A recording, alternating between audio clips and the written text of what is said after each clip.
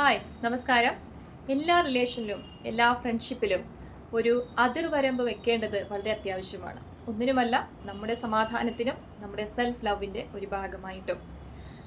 ഈ ഒരു line cross ചെയ്യാൻ നമ്മൾ ആരെയും അനുവദിച്ചുകൂടാ. നമ്മൾ അനുവദിച്ചു കൊടുത്താൽ നമ്മളെ ഉപദ്രവിക്കാനും നമ്മോട് മോശമായി പെരുമാറാനും നമ്മളെ മിസ്ട്രീറ്റ് ചെയ്യാനൊക്കെയുള്ള ഒരു അവസരമാണ് നമ്മൾ ഒരുക്കി കൊടുക്കുന്നത്.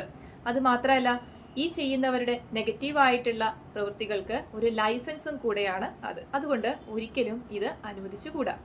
എൻ്റെ ഒരു അഭിപ്രായത്തിൽ മനുഷ്യരിൽ കാണുന്ന 3 ബിഹേവിയർ, ഞാൻ പറയാൻ പോകുന്ന ഈ 3 ബിഹേവിയർ ഒരിക്കലും ടോളറേറ്റ് ചെയ്യരുത്. കാരണം അത് അവരുടെ നന്മയ്ക്കും നമ്മുടെ നന്മയ്ക്കും ഉതകുന്നത് അല്ല.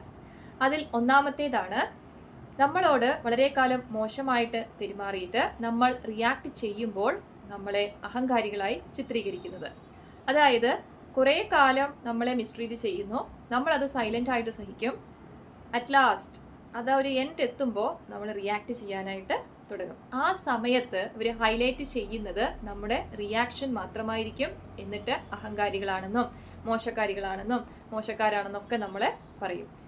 ഇനി ഇമോഷണലി വളരെ ഡൗൺ ആയിട്ടാണ് നമ്മൾ അതിനോട് റിയാക്ട് ചെയ്യുന്നെങ്കിൽ ഇവരോടൊന്നും നമുക്ക് പറയാൻ പറ്റില്ല, ഇവർ വളരെ സെൻസിറ്റീവാണ് എന്ന് പറയും. അപ്പോൾ ഇത്തരം ബിഹേവിയർ ഒരിക്കലും നമ്മൾ ടോളറേറ്റ് ചെയ്യരുത്. ഇങ്ങനെ നമ്മളെ മിസ്ട്രീറ്റ് ചെയ്യുമ്പോൾ അത് സൈലൻ്റ്ലി സഫർ ചെയ്യാതെ അപ്പോൾ തന്നെ ഒന്നുകിൽ അത് അറിയിക്കേണ്ടവരെ അറിയിക്കുക, അല്ലെങ്കിൽ അത് റിയാക്ട് ചെയ്യേണ്ട രീതിക്ക് റിയാക്ട് ചെയ്യുക തന്നെ വേണം. അതായത് ഇങ്ങനെ ചെയ്യുന്നത് ഇവരുടെ ഒരു ഇൻസെക്യൂരിറ്റീസിനെ മറയ്ക്കാനായിട്ടും കൂടെയാണ്.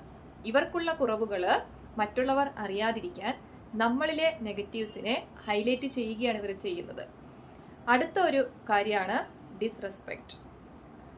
റെസ്പെക്റ്റ് എല്ലാ ബന്ധങ്ങളിലും ആവശ്യമാണ്. റെസ്പെക്റ്റ് ചെയ്യാത്തവരെ നമ്മൾ ഒരിക്കലും അത് ടോളറേറ്റ് ചെയ്യാൻ പാടില്ല.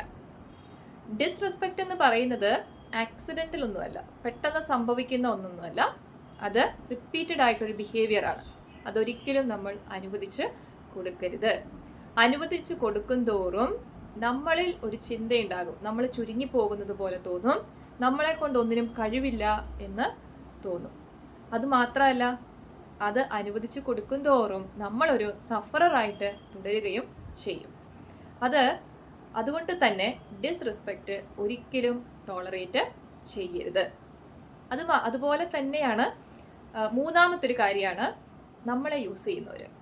യൂസ് ചെയ്യുക എന്ന് പറയുമ്പോൾ ഫിനാൻഷ്യലി മാത്രമല്ല, ഇമോഷണലി, ഫിസിക്കലി, ഫിനാൻഷ്യലി 3 തരത്തിലും നമ്മൾ യൂസ് ചെയ്യാം. നമ്മൾ അവരുടേതായ എല്ലാ കാര്യങ്ങൾക്കും അവിടെ ഉണ്ടായിരിക്കണം, അവരുടേതായ എല്ലാ കാര്യങ്ങളും ചെയ്യാൻ നമ്മൾ മുന്നിട്ട് നിൽക്കണം.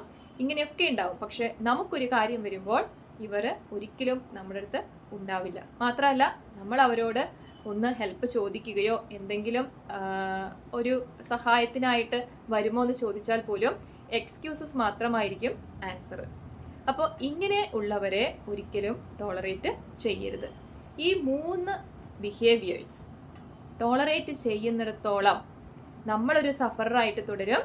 അവരുടേതായ നെഗറ്റീവ് ആക്ടിവിറ്റീസ് ചെയ്യാനുള്ളൊരു ലൈസൻസ് നമ്മൾ കൊടുക്കുകയും നമ്മൾ എന്നും അനുഭവിക്കുന്നവരായിട്ട് ജീവിക്കേണ്ടതായിട്ടും വരും. Thank you so much.